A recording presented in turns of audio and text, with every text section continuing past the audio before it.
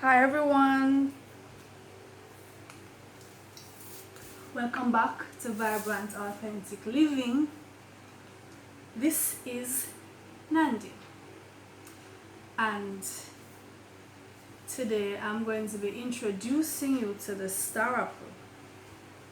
Now, I just sliced this Starapple, and look at the knife. I'm just showing you. See that stain? This is what the Starapple does.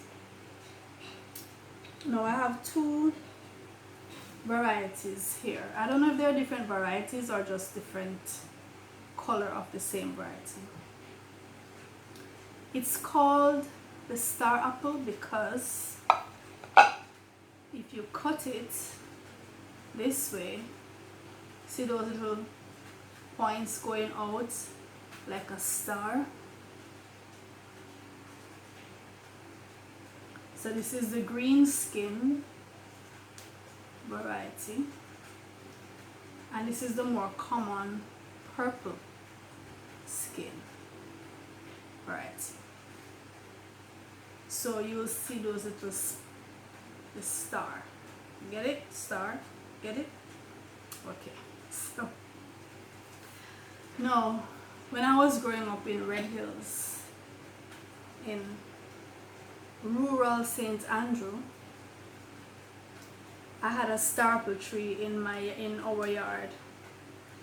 In Jamaica, there's this saying that if you're really mean, stingy, people say you're mean like starapple tree, because it is said that the starapple tree will not give up its fruit.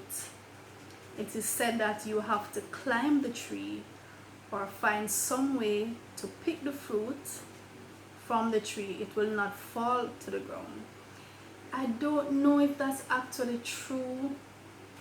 I don't know.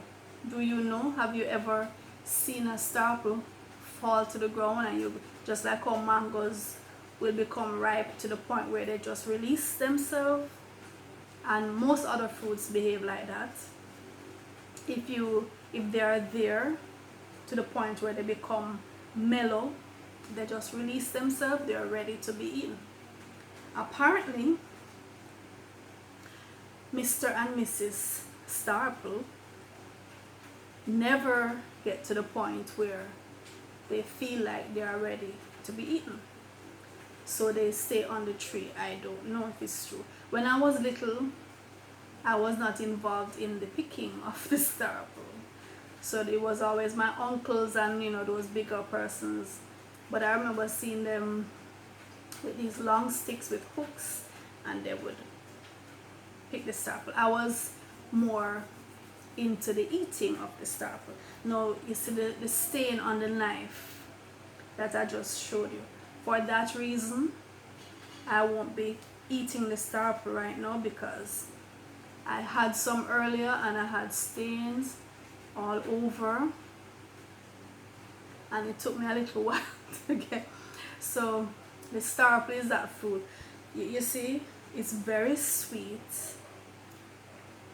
It's very sweet and delicious. So once you start, you're going to go into it. So you have to give yourself a couple minutes afterwards to do the cleanup, right? The stain will be all over, just like it's like a milk stain. I had a milk stain over my mustache area, and here, and your hands will be stained. So you have to be careful with your clothes too. It will stain your clothes. No, the starapple though is very nutritious. Once you see this dark color, what it tell you? I'm always, once I know the fruit can have this color, when I go to the vendor, I am insisting I call them the black ones. I want the blackest one, which means the darkest one. It's really dark purple, and when you see it looking shiny, See how shiny that looks? Like a Christmas decoration.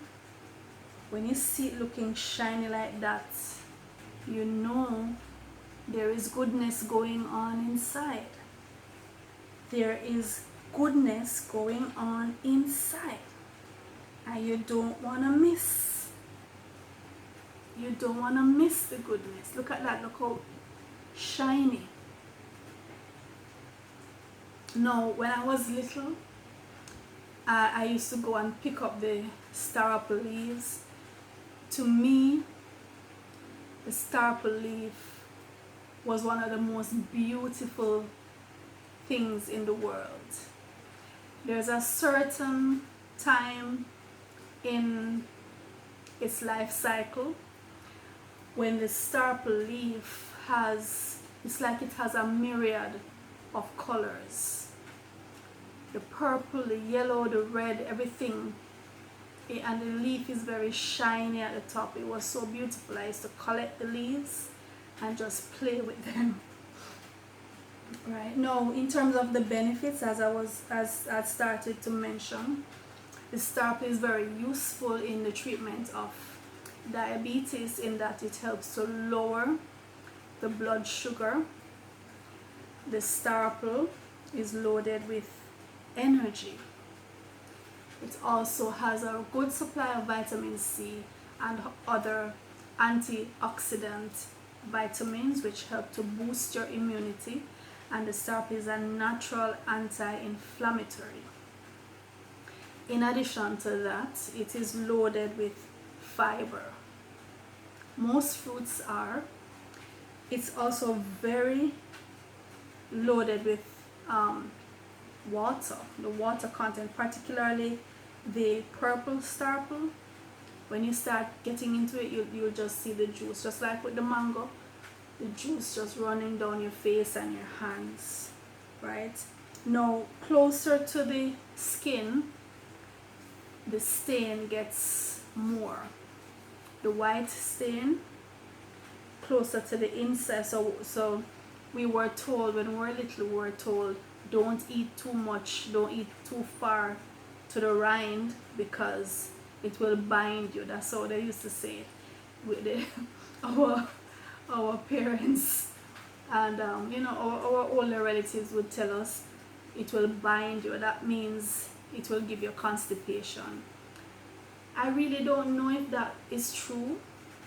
If you get too much of the stain, if it will bind up your feces.